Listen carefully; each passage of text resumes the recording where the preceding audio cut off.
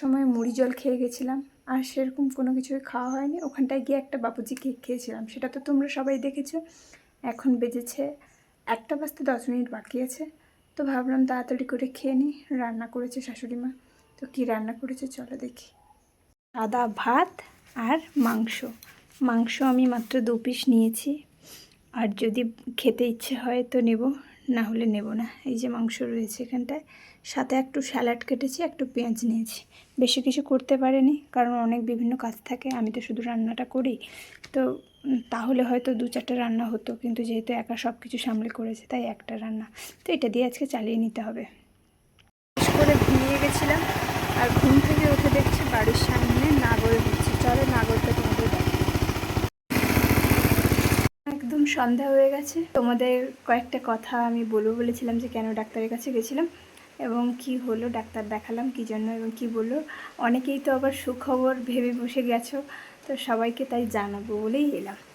তো সেটা এরকম কোনো ব্যাপার না যে খুব সুখবর আসছে না, একদমই দুঃখের খবর আমার কাছে। খুবই মানে টেনশনে আমার মাথা যন্ত্রণা করছে, এরকম আর কি। মাথাটা প্রচণ্ড যন্ত্রণা করছে আমার। এই কানে বেশ অনেক দিন আগে, 20-25 দিন আগে একটা ফোঁড়া হয়েছিল কানের ভেতরে। তো সেটা ডাক্তার দেখাই, পেকে যাওয়ার পর ওইটা পরিষ্কার করতে গিয়ে হয়তো কোনোভাবে আমার কানের পর্দায় আঘাত লাগে এবং পর্দাটায় ফাটল ধরে।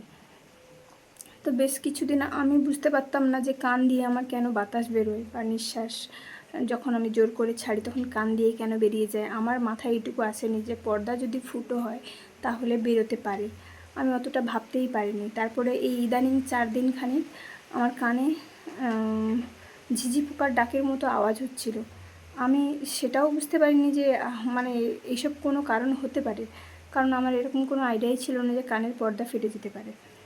তো আজকে ডাক্তার দেখালাম, ডাক্তার দেখাতে মানে জানতে পারলাম যে আমার কানের পর্দা ফেটে গেছে। এবং কালকে সকালবেলা আমি জানতে পারি, একটা কান বন্ধ করে যখন এই কান দিয়ে শোনার চেষ্টা করছি, আমি এই কানে শুনতেও পাচ্ছি না।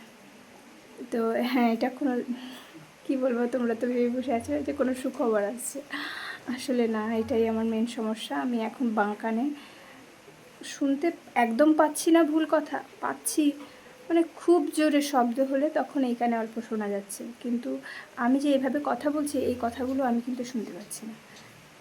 মানে এইভাবে যদি কেউ কথা বলে তখন ওই কথাগুলো আমি আমার এই কানটার মাধ্যমে, এটা বন্ধ করে যদি এটা দিয়ে শুনতে পাচ্ছি না। তো আমার সত্যি মনও ভালো নেই, আর এই চিন্তায় আমার মাথা যন্ত্রণা চলে এসছে। তো জানিয়ে দিলাম, যাতে মানে অনেকভাবে এগুলোও আবার জানাতে হচ্ছে। আসলে সত্যি তোমরা উল্টাপাল্টা কমেন্ট করছো, তো তাই